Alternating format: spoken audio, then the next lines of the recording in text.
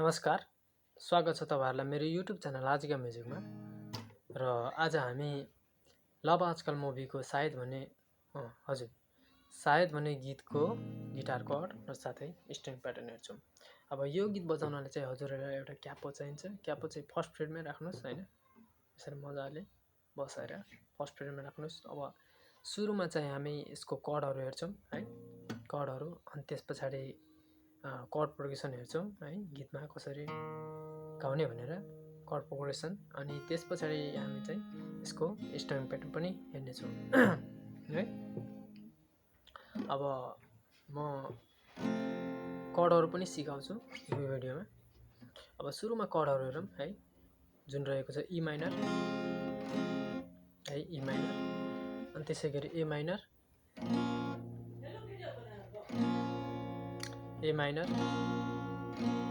है, अनि डी है, यो भयो डी, त्यसैगरी जी अनि बी माइनर है, यो भयो बी माइनर अनि लास्टमा हाम्रो आउँछ सी है। अब कर्डहरु सिकौं अलिकति। म फटाफटी भन्छु, तपाईहरु पनि बोरिङ नहुनु होला। म फटाफट भन्छु। E minor first finger fifth string, second finger fifth string अनि थर्ड फिंगर चाहिँ फोर्थ स्ट्रिङ। यो भयो ई माइनर हाम्रो। अनि त्यसैगरी ए माइनर है, ए minor first finger second string अनि सेकेन्ड फिंगर फोर्थ स्ट्रिङ अनि थर्ड फिंगर चाहिँ थर्ड स्ट्रिङ। यो भयो हाम्रो ए माइनर। अनि त्यसैगरी डी है, यो भयो डी को शेप हेर्न सक्नुहुन्छ।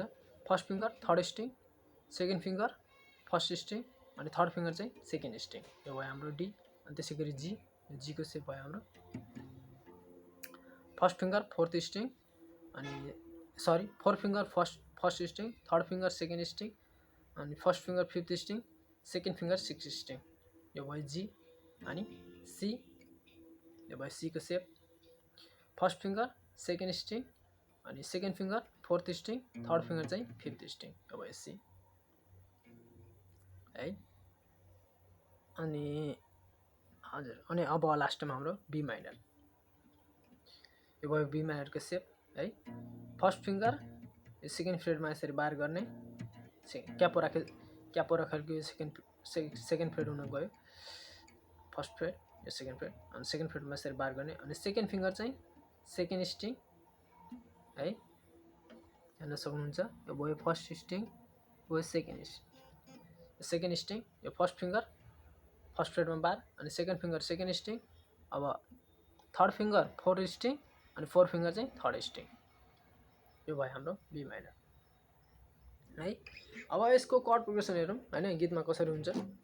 त्यसको कर्ड प्रोग्रेसन एकचोटी सर हेरिहालौं। अनि त्यसपछि हामी चाहिँ स्ट्रिङ प्याटर्न हेर्ने छौं। अब गीत चाहिँ सी बाट सुरु हुन्छ है। सी अनि डी, जी, ए माइनर अनि डी अनि ई माइनर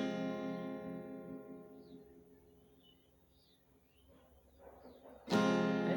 यो रहेको छ हाम्रो। के भयो त हाम्रो सी है, सी त्यसपछि डी, यो डी को शेप अनि जी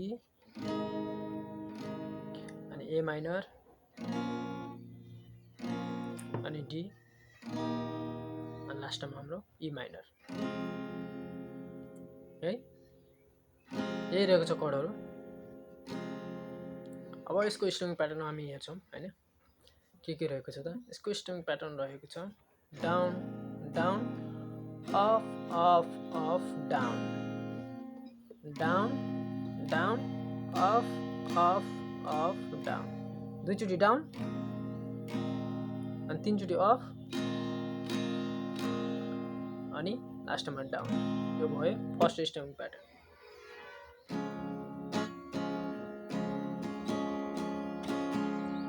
है। Down down up up up down down down, down down up up up down, down down up up up down, down down up up up down है। Down down गर्ने अनि तीनचोटि लगातार up up up अनि down गर्ने of up up down है यसरी down down up up up down down down up up up down यो भयो हाम्रो फर्स्ट स्ट्रमिङ प्याटर्न है अब सेकेन्ड स्ट्रिङ प्याटर्न हेर्छौँ के छ त second string pattern down of down simple छ है down up down up down down up down up down down up अनि डाउन दुईचोटि डाउन अप अनि लास्टमा फेरि डाउन है के भयो त हाम्रो डाउन अप डाउन अब हेर्छौँ कर्डमा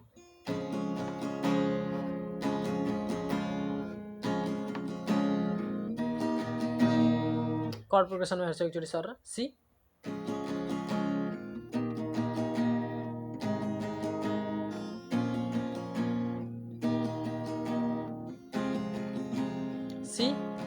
सीमा हेर्छौँ down up down D down up down G down up down A minor D अनि ई माइनर है यो थियो हाम्रो लभ आजकल भन्ने मुभीको सायद भन्ने गीतको गिटार कोड र साथै स्ट्रिङ प्याटर्नहरू अब भिडियोलाई लाइक गर्नुहोला र च्यानल पनि सब्स्क्राइब गरेर हामीसँग जुड्नुहोला धन्यवाद